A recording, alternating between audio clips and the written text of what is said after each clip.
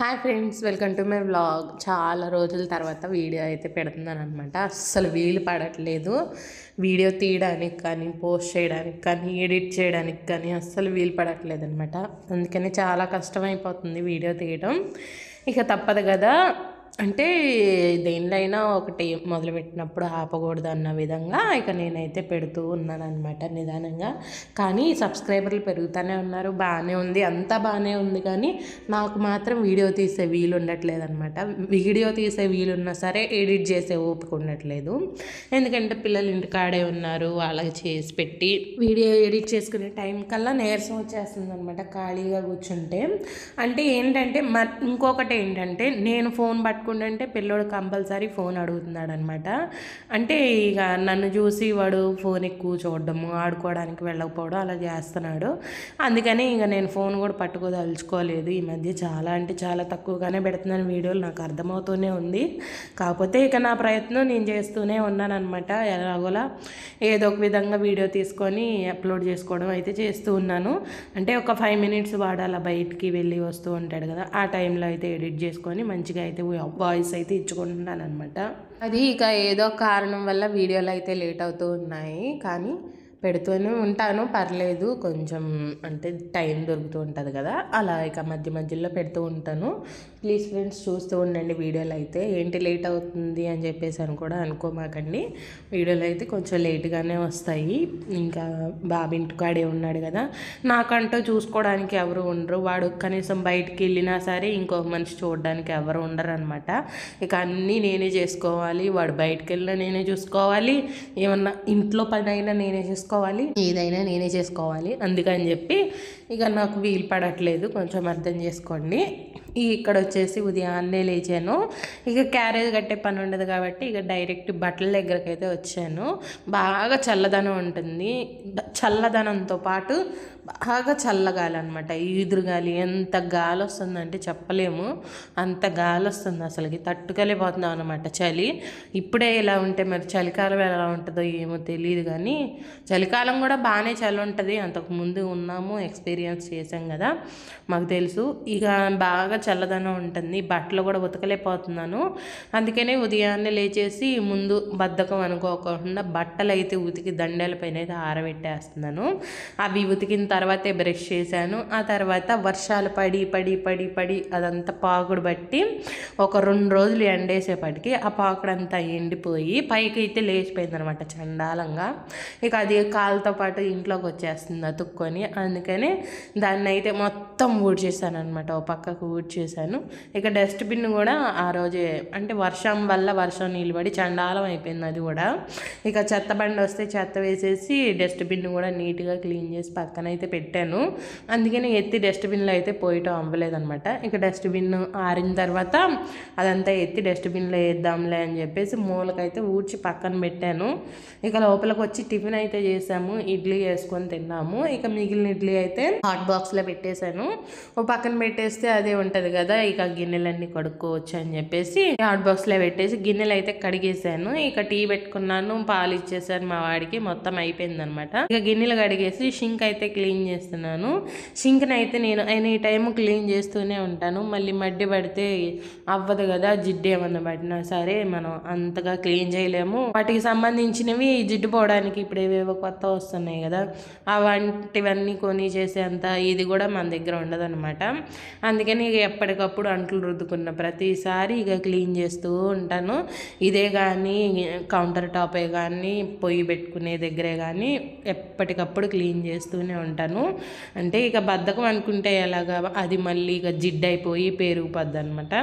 ఇక ఇంటిని వదిలేసే వెళ్ళేటప్పుడు ఈ ఓనర్స్ వచ్చి ఏదో ఒకటి అంటాం, అలా జరిగిద్ది. నాకు అలా ఇష్టం లేదు, అందుకని చెప్పి నేను ఎప్పటికప్పుడు అయితే క్లీన్ చేసేస్తూ ఉంటాను. ఇక ఇక్కడ మధ్యాహ్నం లంచ్లోకి అయితే టమాటా చారు అయితే చేద్దామని టమాటాలు పచ్చిమిర్చి అయితే తీసుకున్నాను. టమాటా చారు చాలా అంటే చాలా సింపుల్గా పెడతాను. నేను ఇక్కడికి వచ్చిన తర్వాతే నేర్చుకున్నాను.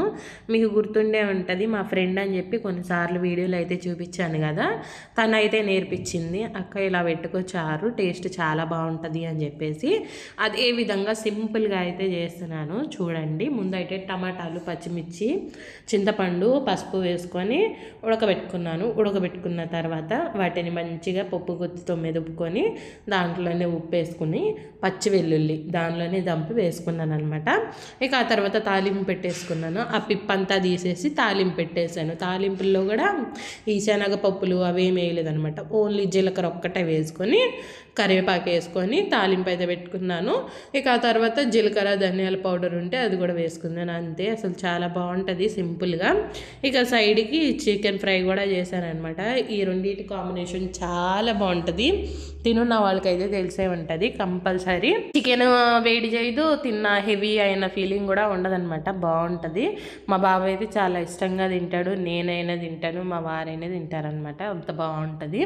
ఇక ఆ తర్వాత కూరగాయలు అయితే తీసుకొచ్చారు చికెన్తో పాటే. ఇక వాటిని కూడా సర్దేసుకుంటున్నాను. ఇక్కడైతే వైట్ కాకరకాయలు చాలా ఎక్కువగా దొరుకుతాయి, బాగుంటాయి అన్నమాట. ఈ పచ్చ కాకరకాయకి ఉన్నంత చేదైతే వైట్ కాకరకాయకి ఉండదన్నమాట. బాగుంటుంది. అంటే ఇవి ఉండడమే ఇలా బారుగా ఉంటాయి అనమాట. వీటి సైజుల్లో చిన్న సైజులు అయితే రావు. ఇక వీటిని తెచ్చుకొని వండుకుంటూ ఉంటాం అనమాట. పచ్చి అవి ఎక్కువగా ఈ పచ్చ సీజన్ ఎక్కువ ఉంటుంది చూసారు కదా, ఆ టైంలో ఎక్కువ దొరుకుతుంది.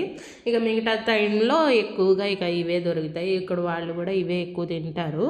ఇవే టేస్ట్ కూడా నచ్చిద్దేమో వాళ్ళకి. వంకాయల్లో కూడా ఈ వంకాయలే ఎక్కువ దొరుకుతాయి అనమాట.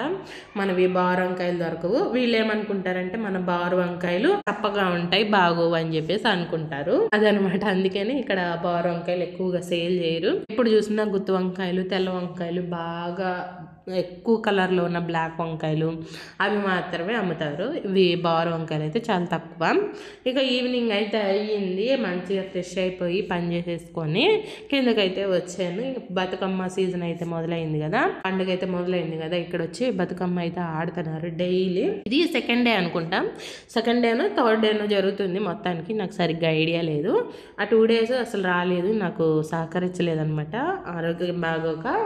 ఇక నేను వీడియో కూడా తీసుకోలేదు. ఇక ఆ రోజు మాత్రం కిందకు వచ్చాను బతుకమ్మ ఆడుతున్నారని చెప్పి. ఇక పిల్లలు కూడా ఉన్నారు కదా, పిల్లల జతకి మా వాడు కూడా ఆడుకుంటాడులే అని చెప్పి కిందకి తీసుకొచ్చాను కొంతసేపు. ఇక ఆ తర్వాత పక్కనే ఎగ్జిబిషన్ పెట్టారని తెలిస్తే ఇక పాస్లు అయితే వచ్చాయి. ఆ పాసులు తీసుకొని ఇక ఎగ్జిబిషన్కి అయితే వెళ్ళాము. అంటే విఐపి పాసులు ఫ్రీగా అనమాట.